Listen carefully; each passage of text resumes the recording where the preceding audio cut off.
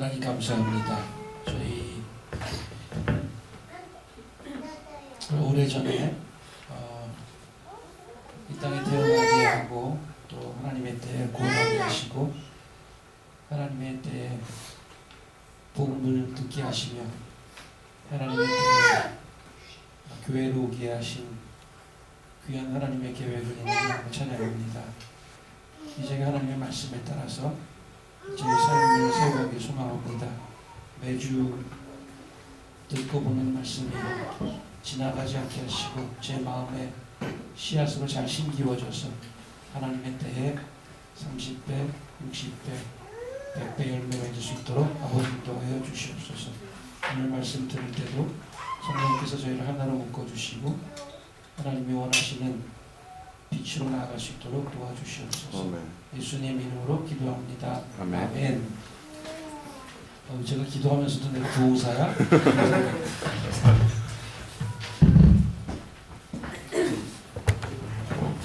이런 맛이 있군요. 목소리가 걸걸해지니까. 주여.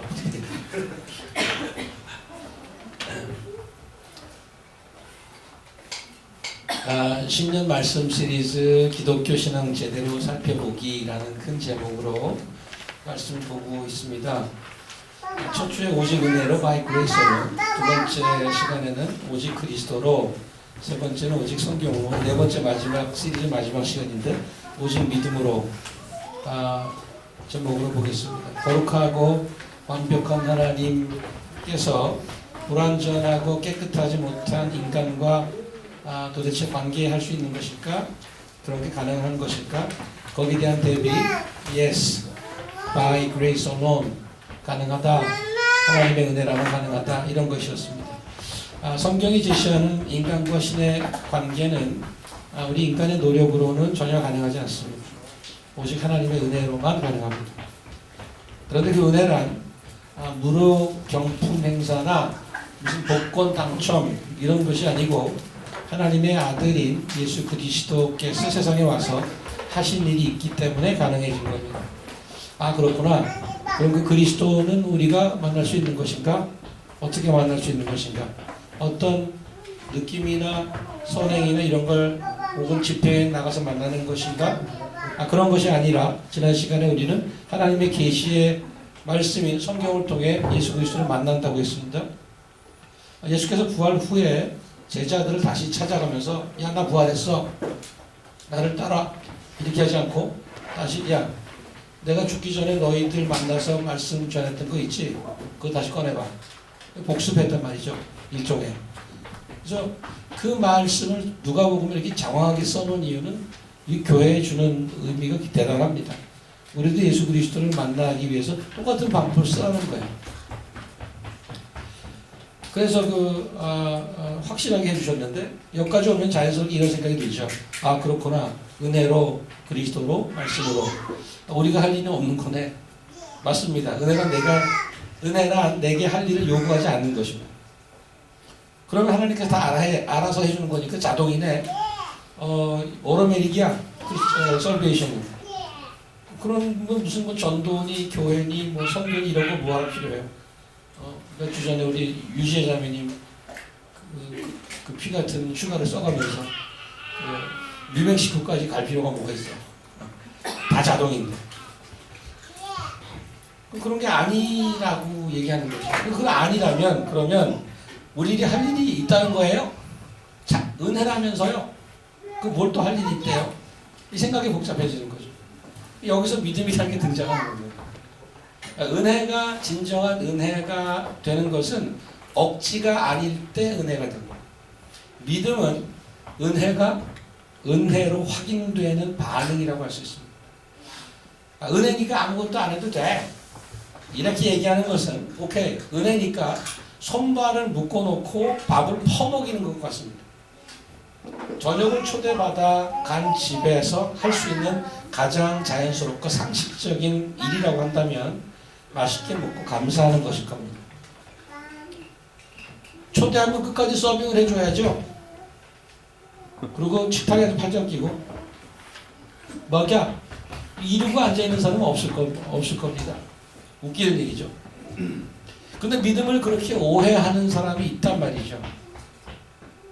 반대로 믿음에 다른 오해가 있는데 저녁 초대를 받아 갔는데 특별하게 먹는 기술이 필요하다고 생각합니다. 믿음을 표현하는 다른 말 중에 가장 근사치는 신뢰라는 말입니다. trust. 은혜를 베푼 자를 인격적으로 신뢰하는 것입니다. 하나님의 은혜의 자리를 마련하고 우리를 믿음으로 RSVP를 기대하는 것은 우리에 대해서 최고의 언어이고 초대입니다.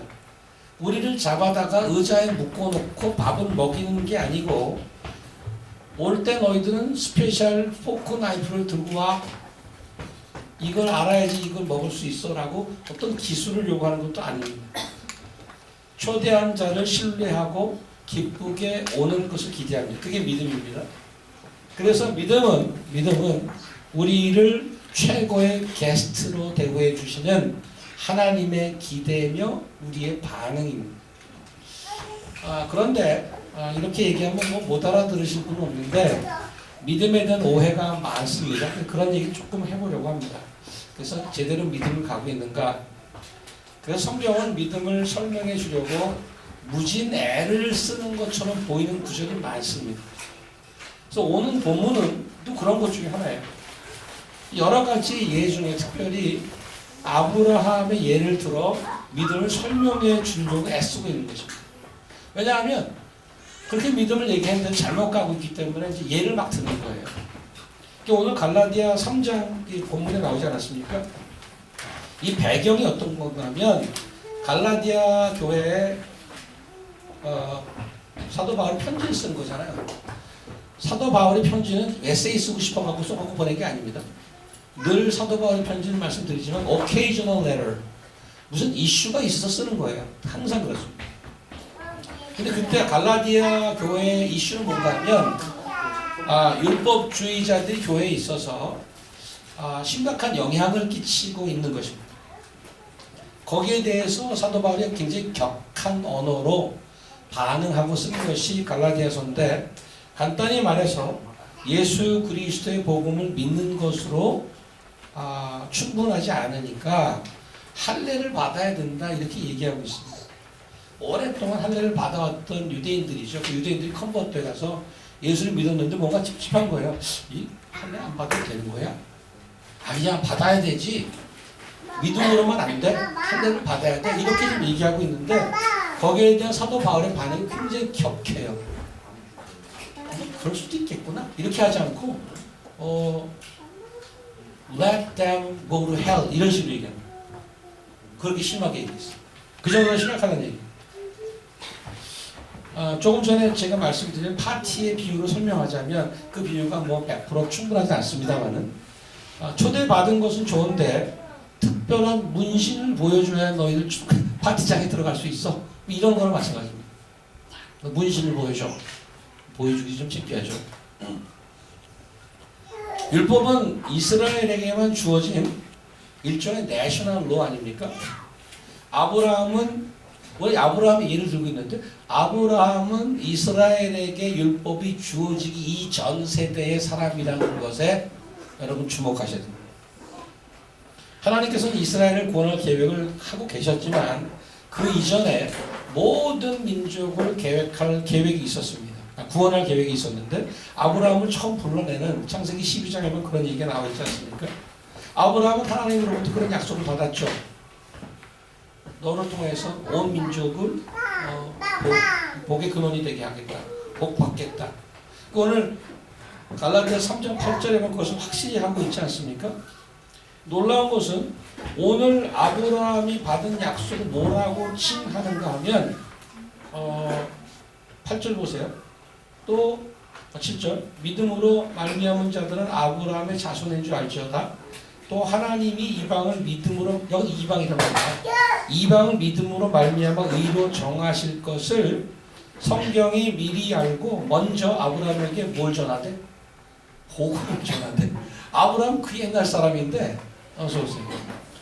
그 옛날 사람인데 그때 얘기한 게 성경이 복음을 전했다고 얘기를 해요. 아브라함도 복음을 들었대.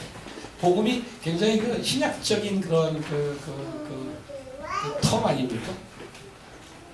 아브라함은 그 복음을 듣고 믿었단 말이죠. 그래서 하나님께서는 그 믿음을 의롭다고, righteousness, 의롭다고 여겨주셨어요. 그래서 율법이 등장하기 이전에 하나님께서는 인류를 구원하는 패턴을 보여주셨다고 말할 수 있는데, 그 패턴이 뭔가 하면 복음을 들려주고 그것을 믿는 것으로 구원해내는 그런 겁니다. 갈라디아서의 예로 등장한 아브라함의 원래 구절, 오리지널 텍스트가 창세기 15장이잖아요. 밑에 같이 이제 해놨는데 거기 한번 가보겠습니다. 믿음의 본질이 무엇인지 조금 더 생각을 해보도록 하겠습니다. 여기 지금 1, 2, 3절에 보면 1절에 보면은 하나님께서 먼저 말씀하시죠. 환상 중에 아브라함에게 임하여 이르시되 아브라함아 두려워 말라 나는 네 방패여 너의 지극히 큰 상급이라. 그러니까 2절 3절에 아브라함이 답을 합니다. 하나님 무엇을 제게 주시려고 그러시는 거예요? 상급이 크다는데 난 지금 자식도 없고 상속자는 저기 이방에서 온 엘리에셀 뿐인데요. 이제 내가 죽으면 저 친구가 다 상속받을 거예요. 난 자식도 없어요.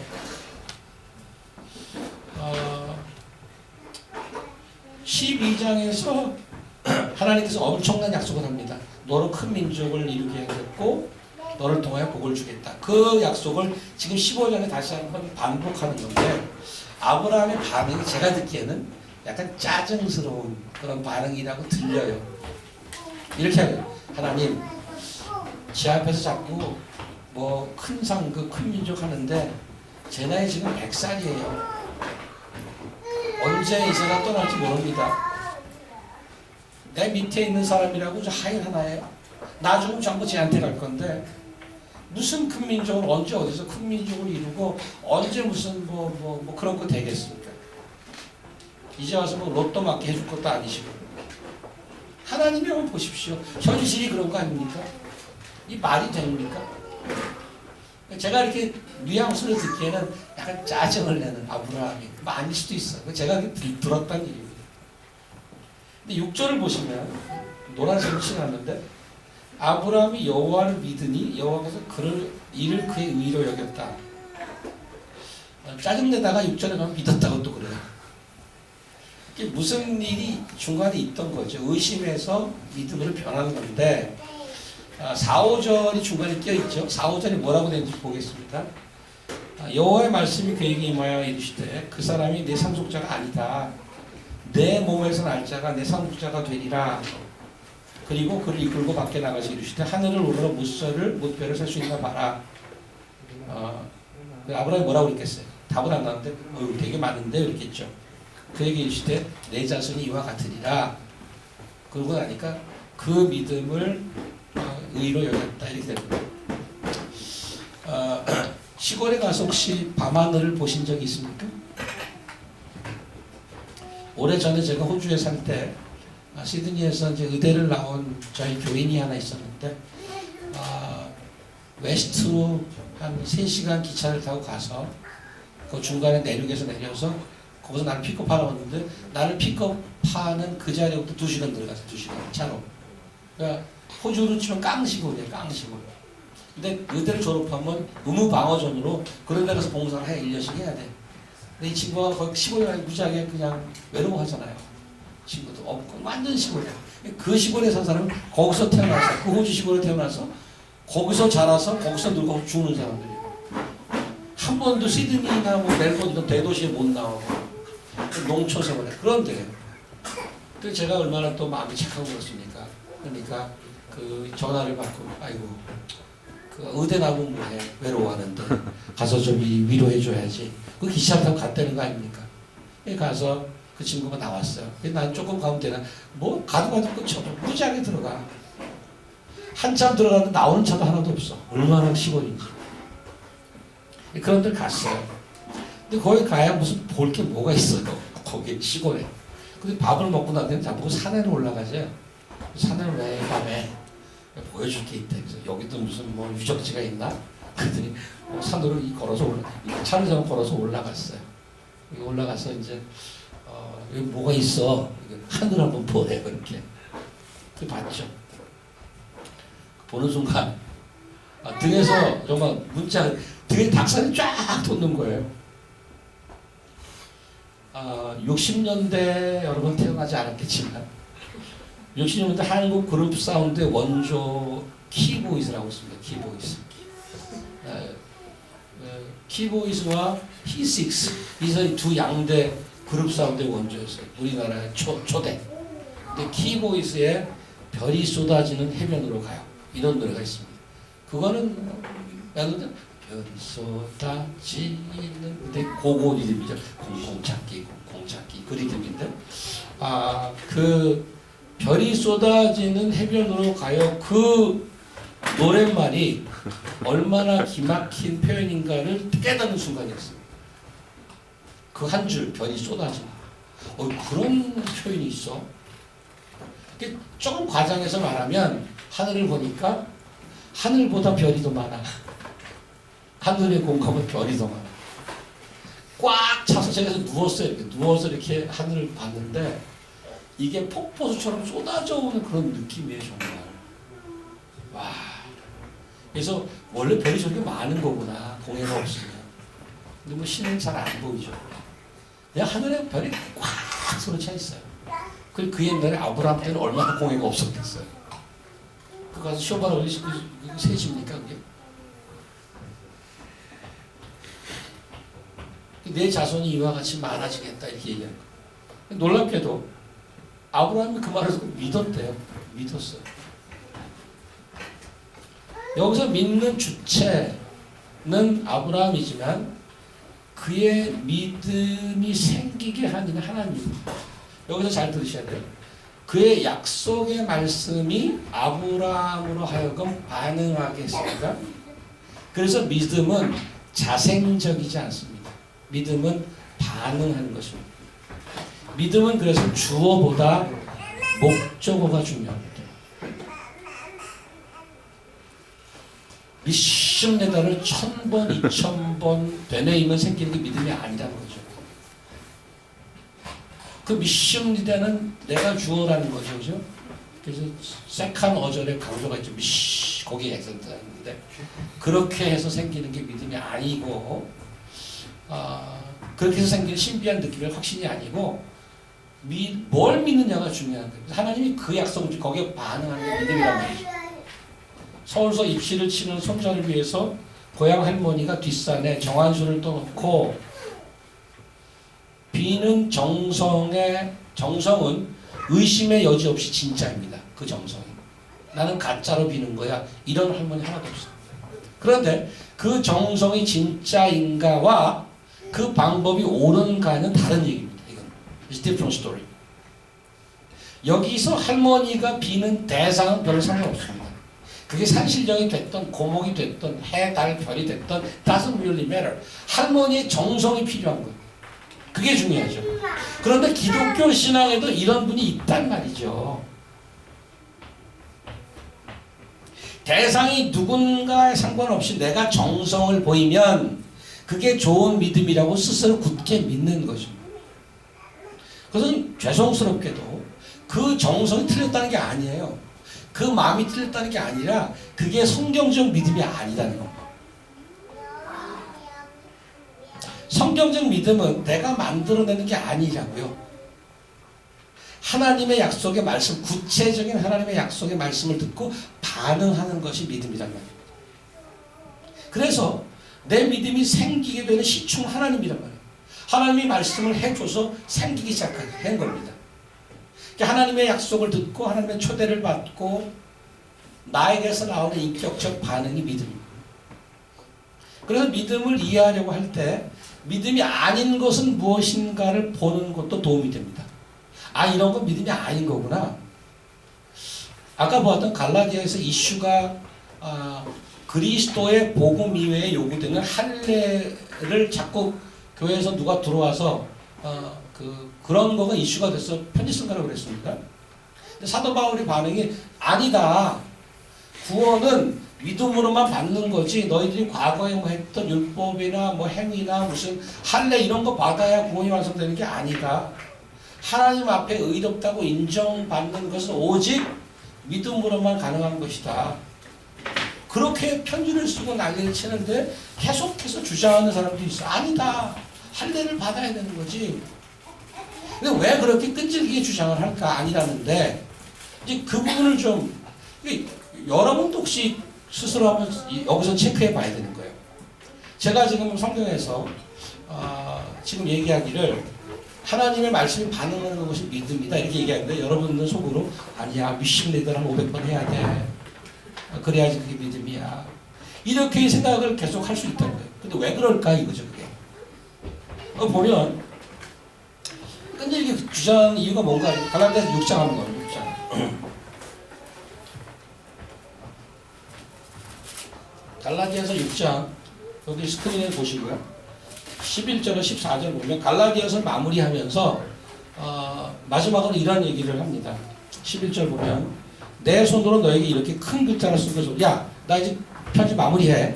크게 쓴다. 그러면 뭐라고 하냐면 무릇 육체의 모양을 내려 하는 자들이 억지로 너에게 할례를 받게 하는 것은 그들이 그리스도의 십자가로 말미암아 박해를 면하려 할 뿐 아니라 면하라 할 뿐이라 할례를 받은 그들이라도 스스로 율법은 지키지 아니하고 너희에게 할례 받게 하는 것은 그들이 너희의 육체로 자랑하려 함이라.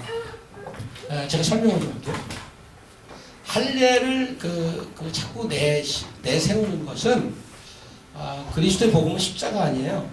할례를 내세움으로 십자가를 좀 빼고 십자가가 뭐예요? 고난을 받긴다. 그거는 싫고 그냥 할례로 할게. 그럼 할례로. 하나님이 그거 빼고 할례로 하자 우리 할례로. 그래 할례로 하면 너 할례 받 그랬지. 너 이제 와 할례 받잖아 저기. 그러면 그게 내 자랑이 되는 거예요. 잘 들으셔야 돼요. 여기 보면 자랑이라는 얘기가 나와. 자꾸 내 방법을 주장하는 것은 뒤에 뭘 숨기고 있냐면 내가 갖고 있는 이슈와 내가 갖고 있는 자랑이 있다는 거예요. 자랑. 올바른 믿음 생활이라고 끊임없이 주장하지만 올바른 믿음이 아닌 것은 뭐가 늘 뒤에 꼬랑지에서 붙어 있냐면 늘 자랑거리가 뒤에 붙어 있다니까. 그래서 이게 지금 그게 맞는 얘기냐 정말. 로마서 3장으로 가볼게요. 이거 갈라디아에서 이슈가 그랬어요. 믿음으로 의롭게 된다는 거였었어요. 우리가 오늘 보는 거죠. 그런데 그 컨텍스트가 뭔가 하면 자랑하지 말아였어요. 자랑을 잡고 자랑질을 해야 되니까 그게 아니고 믿음으로만이다 라고 얘기하는 것이 갈라디아서 내용인데 로마서 3장을 보면 여기 내용이 똑같아요. 믿음으로만 의롭게 되는 것에 대해 설명하는 그 부분이에요. 그래서 로마서 갑니다. 로마서 3장 몇 절부터 나왔죠? 21절인가? 22절인가? 22절 몇 절인가? 잘 들으세요. 곧 예수 그리스도를 믿음으로 말미암아 모든 믿는 자에게 미치 하나님의 의는 차별이 없느니라. 우리 오늘 본문과 똑같은 얘기예요. 아브라함이 그걸 믿었더니 하나님께서 의로 삼았다. 이거예요. 여기 똑같이 나와. 그런데 그래서 23절 모든 사람이 죄를 범하였으며 하나님의 영광에 이르지 못하더니 그리스도 예수 안에 있는 성령으로 말미암아 하나님의 은혜로 값없이 의롭다 하심을 얻은 자 되느니라. 이 예수를 하나님이 그의 피로써 믿음으로 말미암는 화목제물로 세우셨으니 이는 하나님께서 길이 참으시는 중에 전에 지은 죄를 간과하심으로 자기의 의로움을 나타내려 하심이니 곧 이때 자기의 의로움을 나타내사 자기도 의로우심이 또한 예수 믿는 자를 의롭다 하려 하심이라. 27절 잘 들으세요. 그런즉 자랑할 데가 자랑할 데가 어디냐? 있을 수 없느니라. 무슨 법으로냐? 행위로냐? 아니라 오직 믿음의 법이리라. 그러니까 로마에서도 그 이슈가 있어요. 자꾸 자랑하려고 그런다는 거죠. 율법을 갖고 와서. 자랑에는 이슈가 있어요. 그래서 아까 갈라디아서 마찬가지로 믿음으로 의롭게 된다는 것을 설명하자마자 등장하는 게 자꾸 자랑이야. 왜냐하면 이 자랑 때문에 오히려 믿음으로만 하는 거야 라고 설명하는 거라는 그 로직이 성립해요. 그거는 사실은 중세에 지금 우리가 이 마틴 루터의 포 솔라를 가지고 설교를 하고 있잖아요. 근데 당시는 마찬가지였어요. 교회에서 얘기하는 건 선행으로 리추얼로 이런 걸로 너 구원을 속죄부를 사고 이런 걸로 해야지 너 구원을 할 수 있어. 아니야, 그게 아니라고. 똑같은 컨텍스트에서 나오는 거야. 그걸 많이 사는 사람은 나는 구원이 확실하지. 넌 왜 그래? 그래서 잘못된 믿음의 모습으로 그 올바른 믿음의 대척점에 있는 것이 그 특징 중에 하나가 가장 대표적인 특징이 자랑이란 말이에요. 그 로마서 지금 4장을 볼게요. 로마서 4장 거 하나 더 나오죠. 그리고 나서 그 자랑할 게 아니라고 설명하기 위해서 아브라함을 여기 꺼내고 있어요. 뭐라고 나오냐면 그런즉 육신으로 우리 조상인 아브라함이 무엇을 얻었다 하리요? 만일 아브라함이 행위로 의롭다 하신 말하시면 자랑할 것이 있으려니와 하나님 앞에서는 없느니라. 성경이 무엇을 말하느냐? 아브라함이 하나님을 믿음에 그것이 그에게 의로 여겨진 바 되었느니라. 자랑이 아니다 이거죠 지금.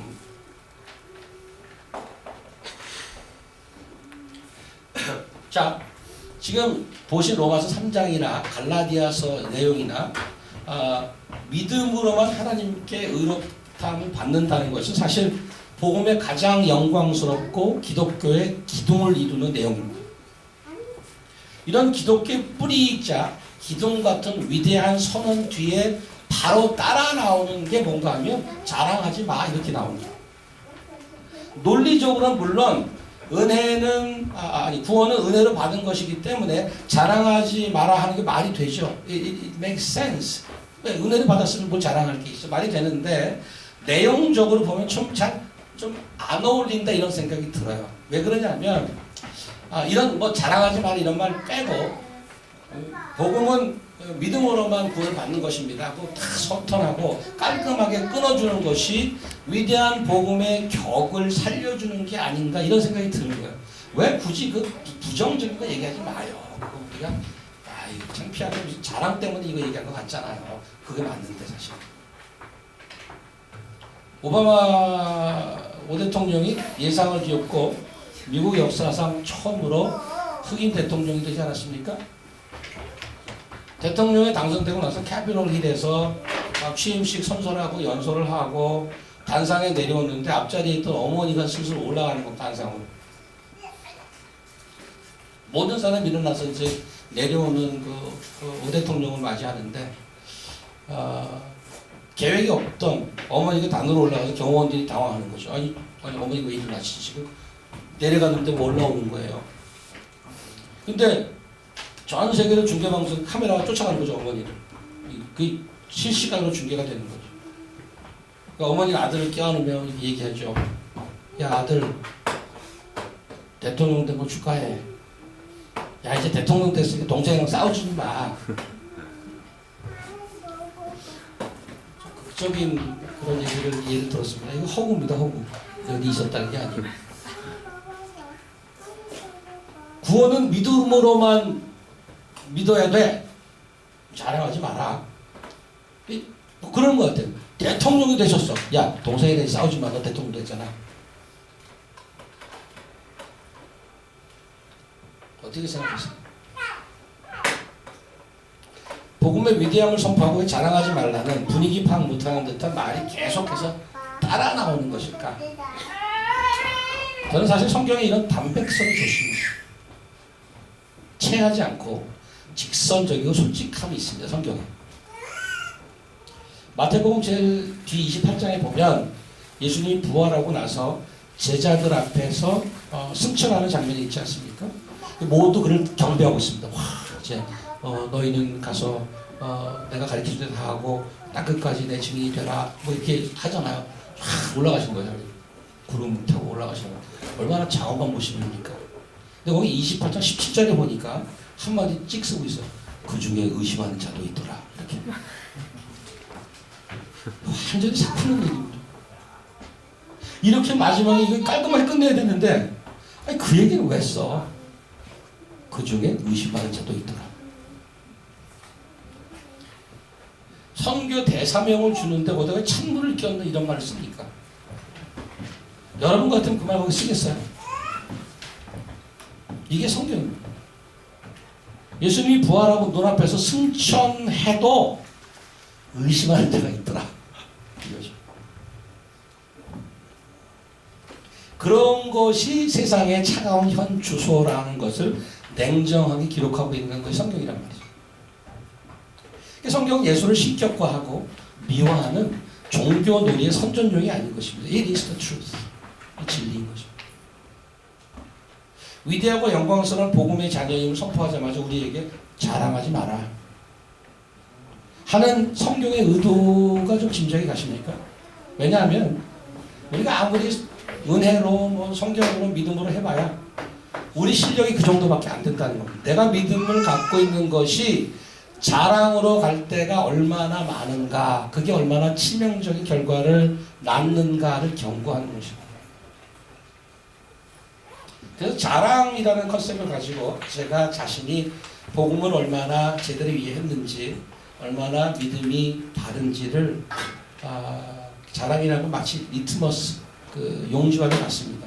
여러분 중에 이제 야 나는 정말 올바른 믿음을 갖고 있다. 나 정말 자랑거리 없어. 나 죽일놈 맞아. 정말 죄인이야. 은혜로만 구원받았지. 할렐루야. 그래서 안심하신 분도 계실 겁니다. 근데 자랑이라는 게 쉽사리 드러나지 않아요. 참 머리가 좋아하고 나 이렇게 얘기하는 건 별로 없어요. 자기 스스로도 속을 수 있다는 거죠. 자랑의 변장술이 아주 능합니다. 누가복음 18장을 가볼게요. 누가복음 18장. 여러분 잘 아는 스토리인데요. 바리새인과 그 세리의 그 얘기 잠깐 가보겠습니다. 누가복음 18장 14절, 10절에 14절 보십시오. 9절부터 또 자기를 의롭다고 믿고 다른 사람을 멸시한 자들에게 이 비유로 말씀하시되 두 사람이 기도하러 성전에 올라가니 하나는 바리새인이고 하나는 세리라. 바리새인은 서서 따로 기도하여 이르되 하나님이여 나는 다른 사람들 곧 토색 불이 가늠한 자들과 같지 아니하고 이 세리와도 같지 아니함을 감사합니다. 나는 일회에 2번씩 금식하고 또 소득의 11조를 드립니다 하고 세리는 멀리 서서 감히 눈을 들어 하늘을 쳐다보지도 못하고 다만 가슴을 치며 이르되 하나님이여 불쌍히 여기소서 나는 죄인이로소이다 하였느니라. 내가 너에게 이르노니 이에 저 바리새인이 아니고 이 사람이 의롭다 하심을 받고, 의롭다 하심 받는 건 아주요? 의롭다 하심을 받고 그의 집으로 내려가느니라. 무릇 자기를 높이는 자는 낮아지고 자기를 낮추는 자는 높여지리라 하시니라. 바리새인의 신앙 이력을 보자면 상당히 인상적이죠. 요즘 믿음 좋다는 분들이 갖는 스펙을 다 가지고 있습니다. 일단 도덕적으로도 완벽합니다. 우리나라의 그 터프한 국회 청문회도 통과할 수 있을 정도로 문제가 없습니다. 국정원이 심지어 조사를 해도 먼지 하나 없는 미스터 클린입니다. 신앙적으로 어떨까요? 일주일에 2번 금식하죠. 11조 철저하게 하죠. 기도 꼭 나와서 하죠. 기립해서 하죠. 빠지는 게 없죠. 만약에 이분이 교회 집사님이라면 장로 1순위로 올라가겠죠. 영순위. 지독히 운 없는 사람이 옆에 있죠. 왜 이런 사람 하필 기도할 때 옆에 나오는 겁니까? 이 세무서식은 어떤 사람이에요? 국민들에게 조공 뜯어서 침략국에 바친다고 공공의 적으로 찍힌 사람입니다. 별 내세울 게 없죠. 그래서 할 말도 없고 그래서 나가서 할 말이 없어요. 여론의 다짝을 찍고 있어요. 공공의 적이죠. 그래서 가슴만 치고 불쌍히 여기십시오. 가슴 아프게만 외치다 돌아갔습니다. 근데 결과는 어떻게 됐습니까? 가슴을 치던 세무서 직원의 한판승이죠. 하나님께서 바리새인이 아니라 이 세리의 손을 들어줬습니다. 바리새인이 억울하다 펄쩍되지 않겠습니까? 자기가 잘못한 게 뭔데? 내가 잘못한 게 뭐 있어? 내가 10년 뒤에 먹었어? 헌금을 안 했어? 예배를 빠졌어? 뭐가 잘못했어요? 뭐 잘못했죠? 바리새인이 기도하는 하나님은 성경의 하나님이 아닌 것입니다. 바리새인의 치명적인 잘못은 9절 제일 처음이죠. 뭐라고 그랬죠? 이게 어떤 사람이에요? 자기를 의롭다고 믿는 사람입니다. self-righteous. 자기를 의롭다고 믿는 데는 뭐가 들어가 있냐면 자랑과 차별과 다른 이에 대한 경멸이 들어가 있는 것입니다. 나는 의롭고 너는 아니야가 거기 들어가 있는 것입니다. 하나님 나라는 스스로 의롭다고 하는 자에겐 자리가 없습니다. 하나님께서 의롭게 여겨주는 자만이 자리가 있을 뿐입니다. 그들이 믿는 자들이 갈 수 있는 나라, 하나님 나라입니다. 한 가지 예만 더 보겠습니다. 디모데전서 1장, 디모데전서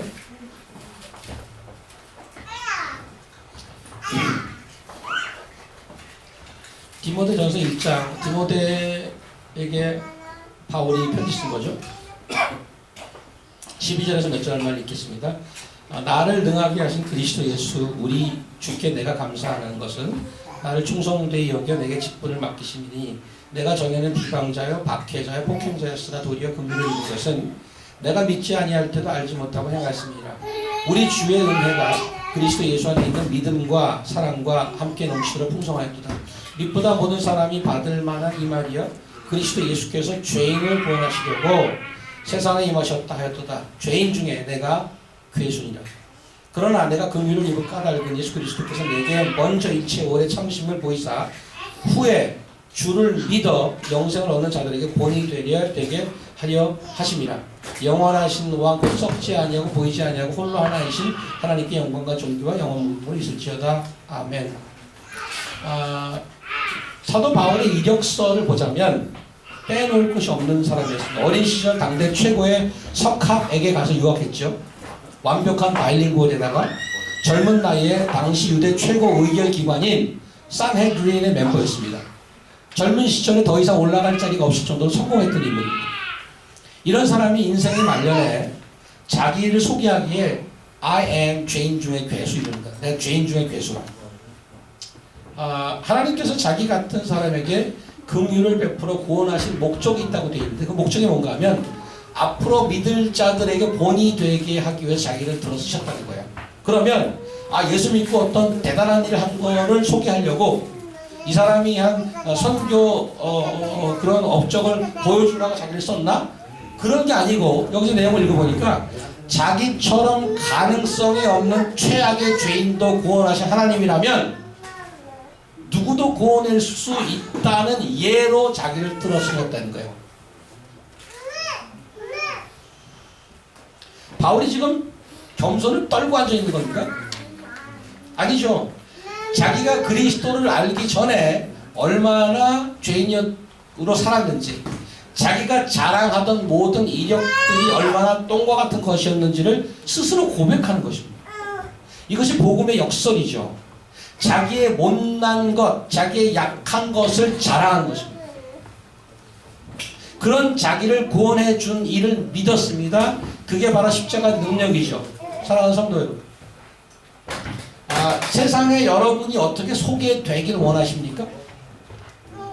여러분이 정말 아끼고 사랑하는 우리 복음으로 하나 되는 교회는 어떨까요? 우리가 자랑할 만한 프로그램이 혹시 있습니까? 교인 대비 최고수를 자랑하는 박사들을 내세우십니까? 아니면 가족 같은 분위기를 설명하시렵니까? 아니면 과거의 친분으로 밀어보시겠습니까? 저는 사도 바울의 고백이 여러분과 저의 것이 되길 바랍니다. 어떤 고백? 나 같은 것도 와서 사람 되는 교회.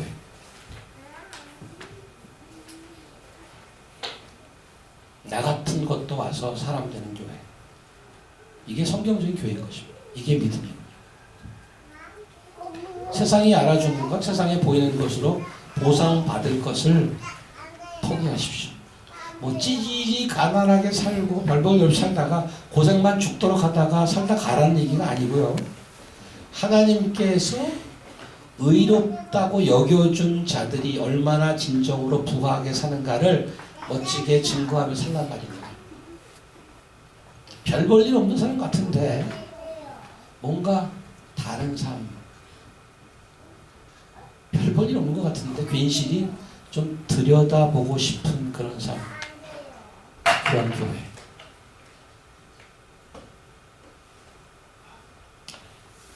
우리는 하나님이라는 존재를 논하기 이전에 엄청난 이 우주를 생각하면 바닷가에 한번 나와보면 그런 거 생각나지 않습니까? 밤바다에 한번 나와보죠. 밤바다.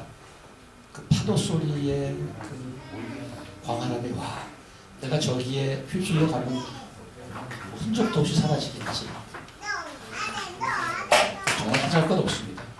그런데 그것을 창조하신 이 앞에 선다는 것은 상상조차 잘 안 가죠. 하지만 하나님의 은혜로 우리는 하나님과 가족처럼 관계할 수 있게 되었습니다. 하나님의 은혜는 그의 아들 그리스도의 십자가와 부활 사건으로 우리에게까지 올 수 있게 되었죠. 이 예수님은 말씀을 통해서 기록해 주신 성경에서 늘 만날 수가 있습니다. 하나님께서는 이 아들을 통해서 복음의 말씀, 약속의 말씀을 우리에게 들려주셨습니다. 하늘나라 뱅퀴에 우리 초대해 주신 거죠.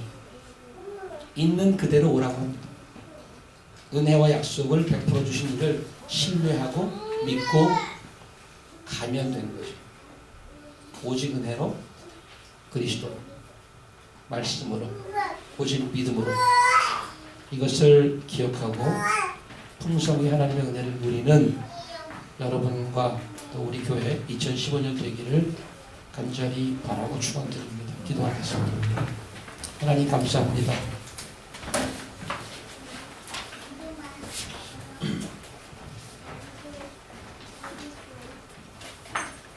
저희가 하나님을 칭찬하실 때 아들을 보내주시고 은혜를 구원 베풀어 주셨는데 저희 안에 겸손함과 감사함으로 믿음으로 하나님의 은혜를 받고 살아가는 자들에게 도와주시옵소서. 나의 잘난 것을 자랑하지 않게 하시고 나 같은 것도 구원해서 사람 만들어 주신 그 하나님의 은혜를 선전하며 살아가는 인생들에게 도와주시옵소서. 그래서 나의 은혜 받은 자의 삶으로 말미암아 다른 분들에게 소망을 주는 그런 삶 되게 도와주시옵소서. 예수님 이름으로 기도합니다. 아멘.